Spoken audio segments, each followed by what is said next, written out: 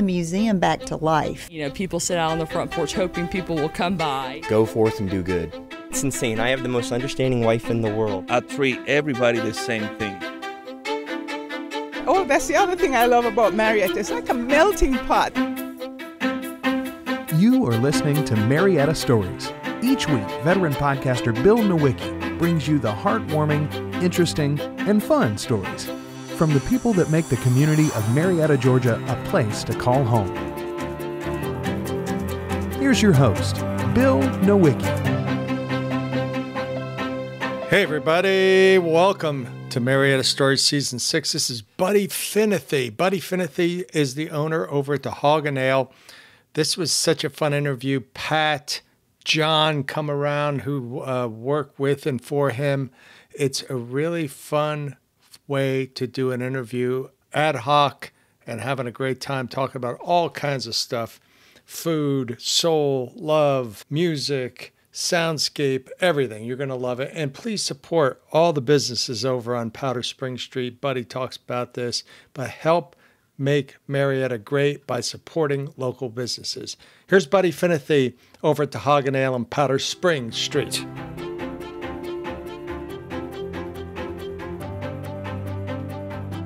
All right, Buddy Finethy, here we are in front of the Hawg and Ale. 3 years later. 3 years later. It's been a heck of a 3 years, ain't it? Yeah, so much has happened, and COVID, and you've got submarine stories now, right? Yeah, I had that for a while, but yeah, I'm still doing that. It's interesting because the evolution from 3 years ago to now has been probably the most significant in restaurant history. You know? Oh, right. It's amazing. It's crazy. But even in what we were trying to do, we were going absolutely against the trending of what's happened. We are a social house, and we're determined to stay a social house, even if social is 15 people. You know, I guess since that time when we spoke last, I had Marietta Pizza's partners. We've since bought the place out from them. They were fantastic. They were great partners. They did their best yeoman's work. But when things got heavy, man, you got to concentrate. But, I mean, really, the secret weapon to this whole thing is just persistence. Yeah. This is a war of attrition we're in, man. A third to a half of the restaurants that pre-existed don't exist now. Yeah. But now there's all these incredible opportunities for entrepreneurs to get into it, between ghost kitchens and things that aren't franchising but incredibly resemble franchising. You know, we've seen so many weird innovations in it. Wow. Your bottom line with you is you're a creative from the get. And catch people up with your story. You were the creative guy, the artistic person behind all the Mellow Mushroom. Absolutely. I came into Mellow Mushroom Pizza Bakers in 1987 when they had 3 stores and they were failing, and we created new characters, or rather re-evolutions of old characters that were an idea more than any kind of physical representation. And then I spent 30 years designing, marketing, advertising, on the road, building buildings, designing buildings with architects and interior designers. I built over 250 restaurants, and this is my retirement restaurant. This is the Alamo. Yeah. And you put together all the artwork, and there's all kinds of neat things in there. And I think you said, and I'm a numbers guy, so I remember numbers, you spent like $15K on the whole thing. Or less. But it's like styrofoam. Dumpster diving going on, brother. We were right there with our scuba gear on, man. But that dumpster across the street is our biggest art supply store. I mean, literally, we came in on fumes, and we pulled it off, and people find it charming. They find it endearing, and really in that 3 years, what I found is there's a psychological connectivity that you don't get with a chain or with a prefabricated kind of concept thing. And the amazing thing is how much people here in Marietta respond to something that really is geared to them, not a one-size-fit-all kind of thing. I mean, if I would say there was a reevaluation in my approach, is that make it absolutely customized to that moment, that geography, that history, that person. and I was that way already, but I am more firmly committed to it now because I think that the artisan approach in American culture, I think that's where it's all going. I think people know technology, information, and cultural factors have added up to this moment of complete customization of restaurant concepts, of boutique situations, of people able to make money at home or out and about with whatever they've got on hand. So really, the only limitations anybody has is themselves. Well, let's talk about you. This is a perfect segue because you grew up dumpster diving. You went with your dad. I remember that story. Tell folks that didn't hear you from season one. Absolutely. Well, I talked about, I was raised incredibly poor in Possum Kingdom, South Carolina. And there was nothing, man. We were lucky to find out where the dumpsters were because most people just parked it somewhere. You know, my dad was an antiques dealer for 60 years, so old things were his thing, and that got ingrained into us. And he would sell stuff or get stuff from the South and bring it up north. And absolutely. I remember that. He was the guy who created basically the trading route between Southern and Northern antiques. And he passed away in 1980, but man, he was pretty forward-thinking about people. He could see trends in psychology. He could see trends in masses.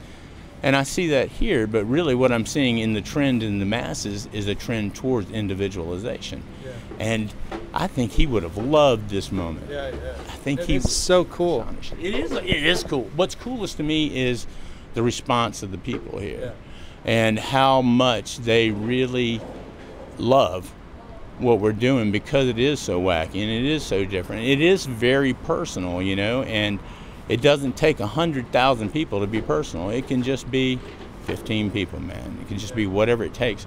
But that one person at a time, that one victory at a time is incredible. You know, so many corporate people, they keep their eye on the masses. But the masses are made up of people. And if you just eat the elephant one bite at a time, one person at a time, if you tend to that person, then you're going to be fine. In this atmosphere, tough to do.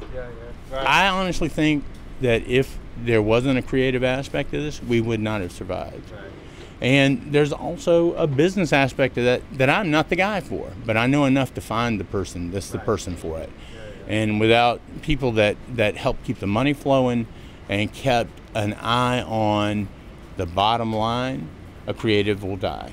And creatives need to synthesize. It's almost like being a symphony conductor. And you can't be pulled into business and try to do creative stuff at the same time. It's probably overwhelming. You can't. And I'm facing that because I still have my Big Fan Designs company, and we do children's books. We're working on a children's book with John McEwen from the Nitty Gritty Dirt Band.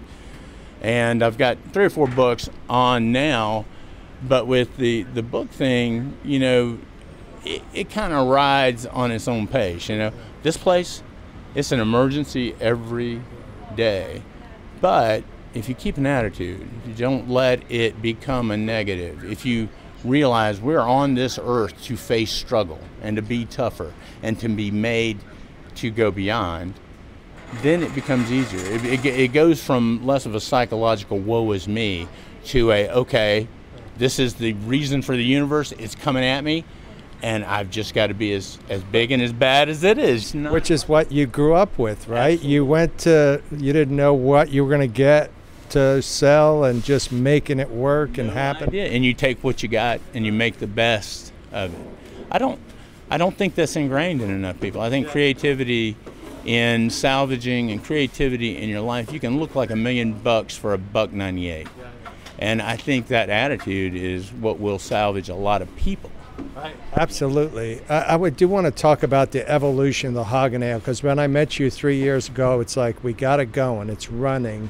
And what you're describing is you had to evolve not only because of COVID, but even before that and changing things. But how have you kind of tapped into that people aspect and make it an individual thing? It's the music. It's just like we discussed in our last conversation, the soundscape. And I'm probably one of the few restaurateurs you're ever even going to see reference a soundscape. But I can't tell you how many times the soundscape has saved the atmosphere. And it was a theory when we last spoke. It's a proven fact now. So now we have very locked in music that we control, We have musicians that we have locked into long-term contracts because we believe in them. So we're not fly-by-night with the people we're booking. We're not fly-by-night with the soundscape in there. There are a lot of deals in this town made in this restaurant. And the soundscape helps them feel like they are in a place where they can make those kind of deals. It keeps people separated, but it brings them together in an odd way. And it's underestimated. And Disney is, like I said in the last conversation, Disney is the premier example of that. Every moment is soundscape controlled, atmosphere controlled, and perspective controlled. We don't play that many games here, but we do learn from the best, man. And I want people to look at things that keep their soul energized. Hope is what I learned from being a kid. There's always something better to be had, and there's always something better to be made or done. And that includes people. And what we found is a lot of people that love on the place, and we don't take that lightly. The goal is to change people's day. And if you change enough days, you've changed a life. If you change enough life, you've changed the world. One change I have made since buying out Marietta Pizza is I brought on one of my Mellow Mushroom compatriots as a partner. I worked with him for 30 years. An amazing guy named John Broughton, and he's as passionate about the food end of it as I am about the art. There's John right there. John, walk on. Hey, up. John, come on over. Bill and the Wiki. Just talking about you. You've. Over here, brother. Oh boy, he's like, I don't know. John, This is a podcast, by the way, so I'm going to edit it. So don't worry, you can say anything you want. We'll say it and you'll keep it. What am I saying? Well, he said I was just telling him about you were with Mellow Mushroom for 30 years, and you were one of the primary people that helped us develop the final dough product and production procedures. And I wanted somebody who could cook, because I can't. I'll make you some bad eggs, but John Broughton ain't gonna leave nothing bad on that plate ever, man. And Yeah, love it, right? I do. It's a passion of mine. It's like therapy for me. So you've been in the restaurant business for 30 years. 30 years. Yeah. And you started off at Mellow? Yes. Yeah. I was 15 years old. Really? Yes. He was our back man. And it went on and on and on. That, but he was back man. Bagman, okay. But tell me about the experience here. What are you trying to create food-wise? For the demographic here in Marietta, love. Food for the soul. It's what we are creating. It is.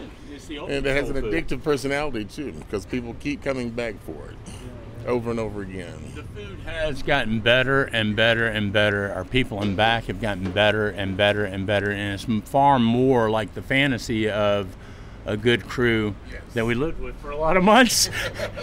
And now it really is solidifying. But John has been the personality that's brought in an entirely different demographic to us. And he is, my counterpart in expounding that food is love. And they talk about it all over Metro Atlanta because people come from the south side. They come last night. We had somebody in from Lawrenceville. And they said, we traveled all the way here because all of our neighbors come here and they're talking about how great the food is. So, Well, that's what you want, right? That's what you tried to create. absolutely. Word of mouth goes a long way. Same challenge we faced with Mellow Mushroom. When we were back then, we were just trying to figure out how do we tell anybody about this. John's uncle Dennis was one of the four guys that started the entire thing over there, and Dennis was kind of my spiritual guru. Having John here, it solidified the food vision. John knew soul food far better than I did, and we knew how to make it a little healthier, and he brought some healthy aspects to what we're doing. Tell me about it, John. I want to hear about soul food. It's a healthy twist to soul food. But tell me, your experience with soul food and why it's important, why you love it. Food for the soul because it gets people gathered around. It's back to love again. Yeah. People gather around. Yeah. So what did you do to make it healthier? Well, here we do all of our sides. None of them have any pork or meat or any meat in it at all. Yeah.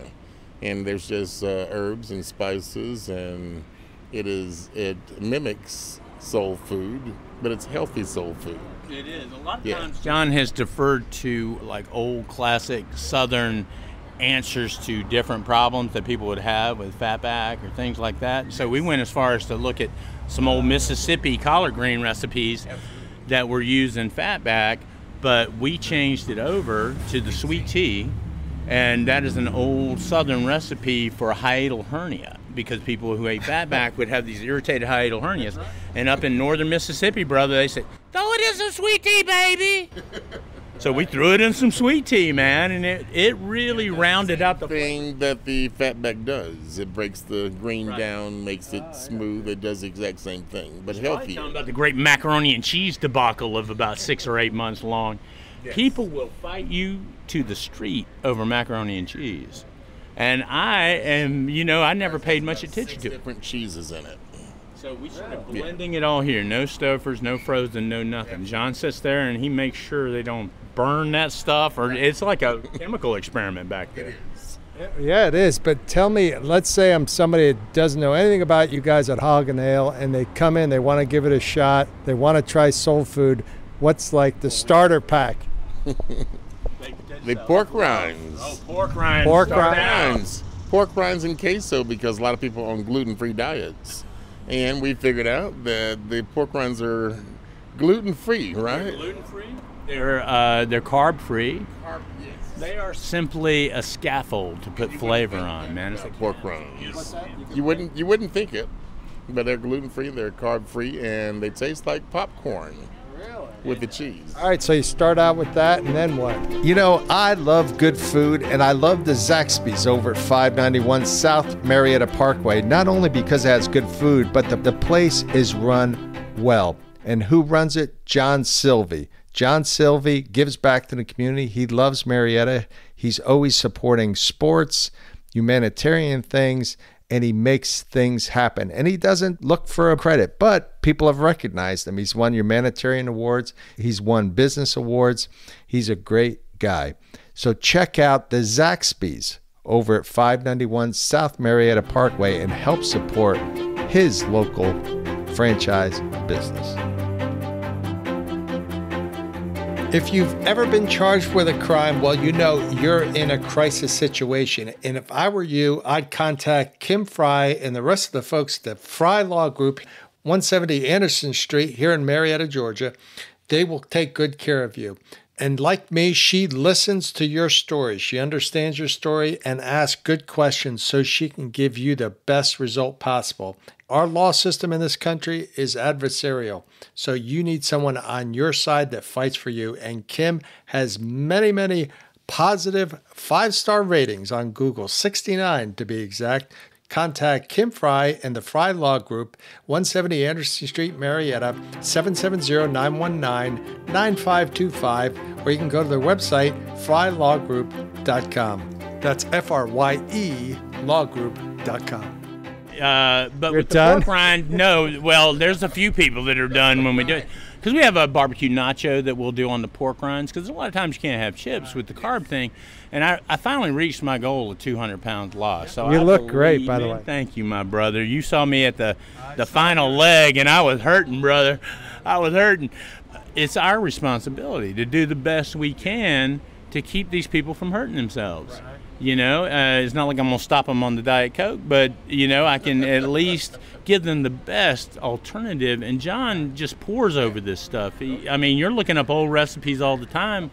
Yes, I make a pink lemonade cake that's inspired by country time that is very nice. It's a great cake, man. It's a great cake. This has totally been transformed since I've been here. Still the same laboratory it was. This is like the biggest, weirdest experiment on Marietta Square.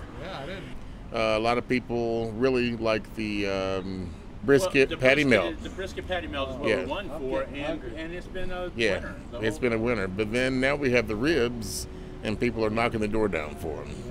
And I get amazed every time. What's your rub? Baby back ribs? What kind of rub? Spare ribs with the tips on them. So you get the whole kit and caboodle. And people just go crazy over them for whatever reason. Well, the tips are so multi-purpose. You can make sandwiches with them, all that kind of stuff.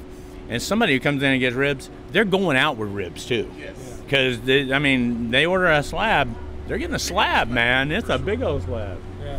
To the point where we're just going to tell people, if you don't get here for them, we know that they're going to pop out at 5 o'clock on a Friday afternoon. By 7 or 8, they're going to be gone. for sure. If it's 10 slabs, 15 slabs, they're gone. So, John, let me. It sounds pretty good, and it sounds like the cake would be a nice thing too at the end.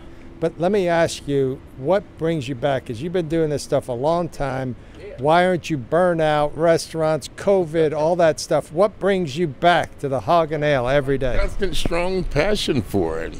And, of course, the friendship, the love. It is love. Yeah. John's my brother, man. No doubt about it. I mean, I'll defer to the friendship before I'll defer to the business. Oh, yeah. And I need people to tell me what's real, because I don't know what's real, man. I got a lot of falsehood in my day, and he's like, "Wake up, brother! Right. Get it together. You been fluffed up." Well, we were talking anyway over talking. the years.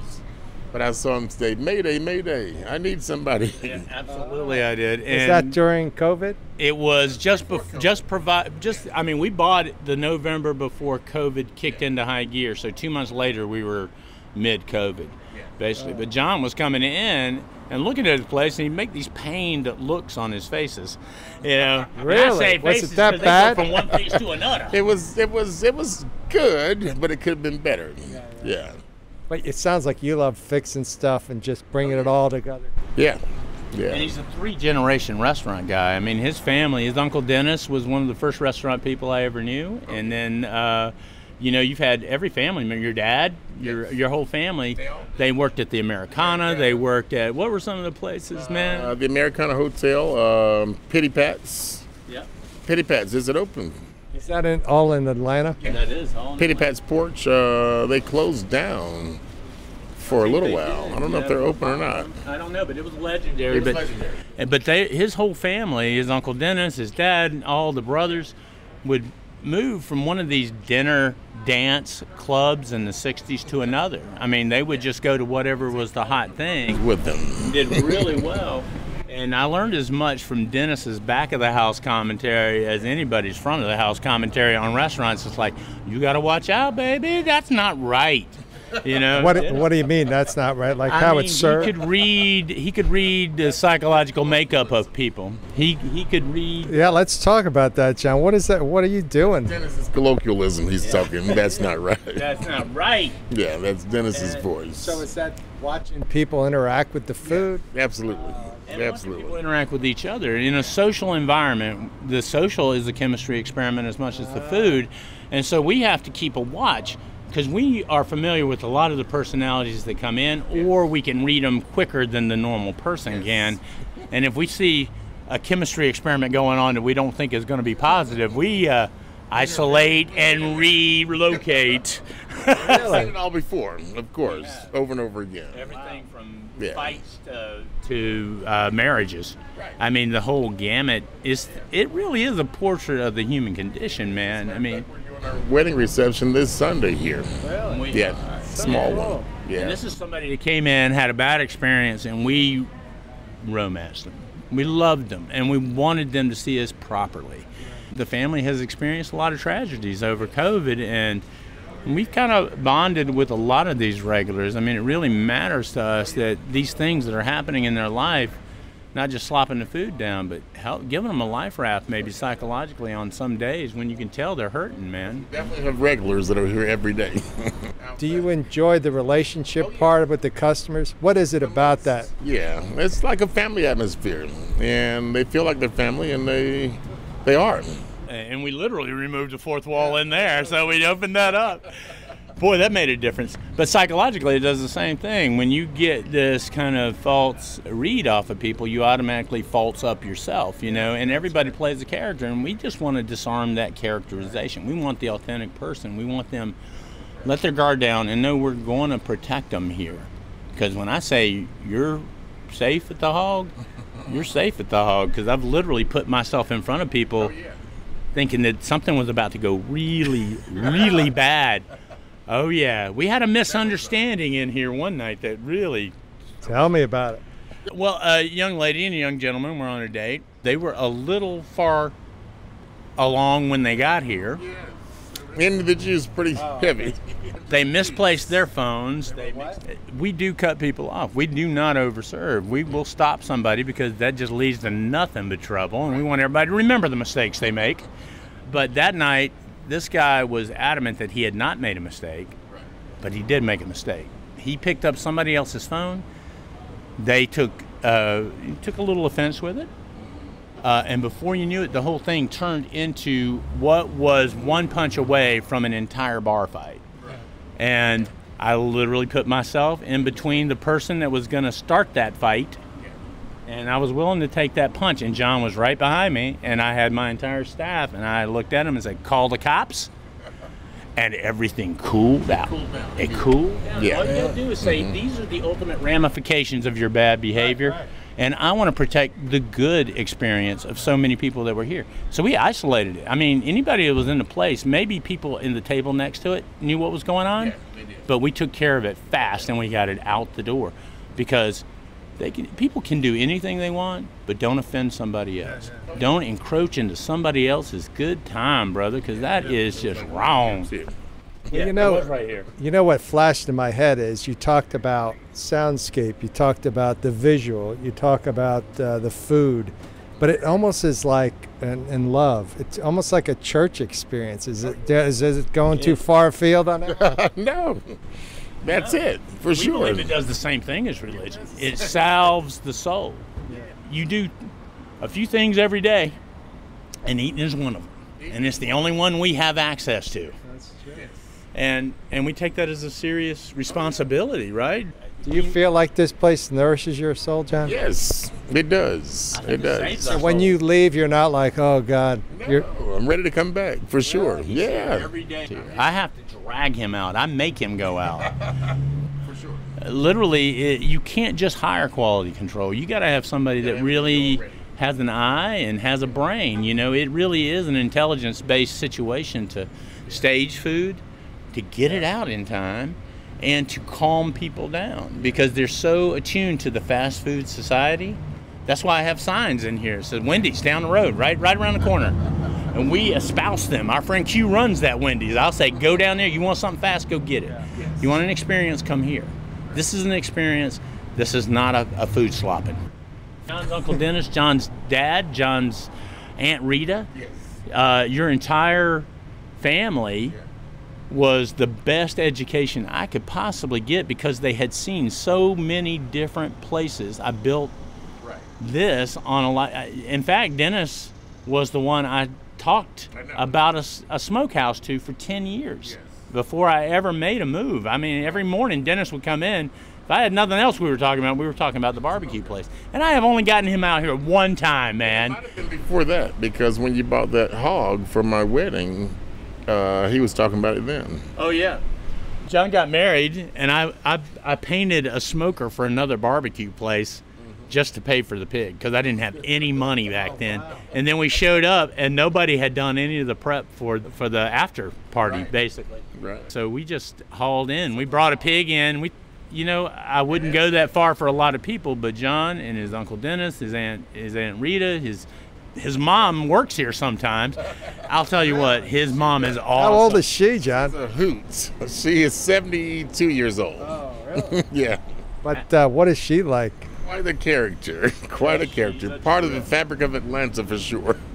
She's got that family touched everybody that moved this town, because they were at the restaurants those people were eating at. And they formed a lot of personal relationships. Yes. Some maybe a little too personal in some cases. Right. Of course. And we heard about some of them last weekend. A little too much, boy. Ooh. Like, I don't think I wanted to know that, but hey, okay. But that's the fabric. That's the humanity. That's the sauce of conversation, the realness of it. And that's why I'm not going to apologize for having somebody who's completely themselves, and they are not harming anybody. Hey, that's your podcast right there, man. Bring those folks here and just start talking about the restaurant business. I'll give you that. It is something else. I never thought that there was much to learn. When you come in after 35 years in the restaurant business, you think you ain't got nothing to learn. Brother, on the street, it is so personal. Yes. And John comes out. That's what I love about John. We have opened up a whole new avenue with the African American community, because they realize John's the real thing. We have That's soul food. Right. They come in because of word of mouth of what they've heard. But you changed up the recipe. Did they say, wait a minute, there's no fat back in there? Right. They can't tell. Oh, really? They can't tell. Yeah. So you get a little soul, a lot of soul, and a little bit of health. Yes. and some pork rinds. And some pork Yeah, rinds. right. All right. Pam's Hey, a partner Pam. with John. Hello. Hey. What's your Pam job? is actually the one that kept us alive. It keeps it all together. She did. During COVID, she found money that did not exist. Really? She was the only thing that kept it patched together like a tugboat with a leaky sieve, man. It was something else. Well, I'm glad you guys are still around. So what were some of the things you had to do to keep us going? And the PPP loans, PPP loans. SBA loan. Keeping inventory and buying less things and buying things according to, shrinking things down to where it all evens out. Oh, I see. Yes. Yeah, Adapt to the reality. exactly. Yeah. That's where Managing the labor.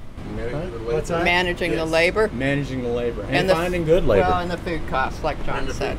Those are the two. What did you do when you couldn't make your rent? Well, our landlord was kind enough to reduce our rent by a third for about 4 months. And we've been It was- endeavoring to pay that back. I got it. So all we needed was help. We didn't want anything that was going to hurt somebody else. Buddy did ask him if he would reduce the rent, and he was agreeable. Yeah. Absolutely. So I can't tell you that wouldn't happen in a normal cityscape. I built over 250 restaurants. I never got that accommodation from a landlord.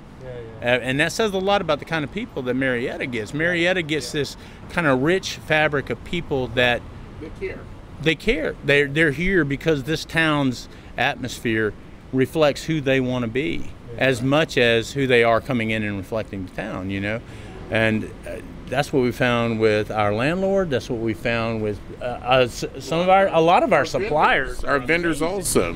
Yeah. Everybody was gave us a break, really for good. sure. Well, Including our bank.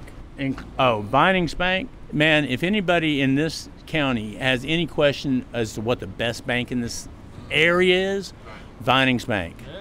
Those guys are in it to win it. They're ingrained in the fabric. They believe in the fabric of this area, and they support the fabric of this area. And Mark and Cedric and all the cats and Lisa and all the folks over there, literally beyond banking. I had a difficult situation with a difficult vendor one day who insisted on following to my bank and being a troublemaker. I walked into that bank. The police officers there took one look at me, walked outside, took care of the whole thing. Settled it out. Yeah, I bet you there's a lot of tension in those times. There's a lot of tensions in a lot of times, but just the sheer joy of most of it is incredible. Sounds like you figured out who was your friend, who was stepping up, and worked through all that. Found out quick. Everybody, I would have to say almost everybody has been very understanding. You just have to keep talking to them. If they call you, you got to return their call. That's true of business. Time and isolation are the deal killers in all business. If you go time without talking to each other, then that thing is just going to fade off to whatever else is happening. But these cats were the ship is sinking. Let's all get together and make this thing work. And I will tell you that U.S. Foods and our friend Jay at U.S. Foods, probably one of the best vendors we've ever met. Pat's like, I got to get back to work. He's talking too much. Exactly. I bet you would probably have to get back to work too, John. Absolutely. So I think we've talked about COVID. We talked about soul. We talked about restaurant business, 30 years. We've covered everything. Is there anything else, buddy, we need to discuss? Well, it's just kind of the beginning. I know you got to go, man. I got to run, 3 man. years is too long. I know. I love this. This is so much fun. But I learned about philosophy. I learned about soul food. I learned about making soul food healthy. I've learned so much from you folks. It was a pleasure meeting you, John. I will be back, and I'm going to bring some friends. I want to experience this soundscape.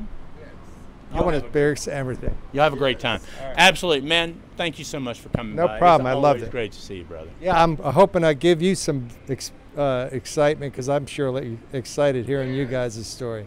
I can't tell you how excited I am to have somebody I know will really have my back. Yeah, that's true. And it's true of here. And Bill's got my back, too. I got your back, too. All right. Take care, guys. Thanks so much for listening to Marietta Stories podcast. Go to visit MariettaGA.com to learn more about what's going on in Marietta. The folks over at the Visitors Bureau are working hard every day to make Marietta even better, and so is the city government. We're going to have so much fun, so many activities. COVID is waning, and we're going to crank back up. So check it out.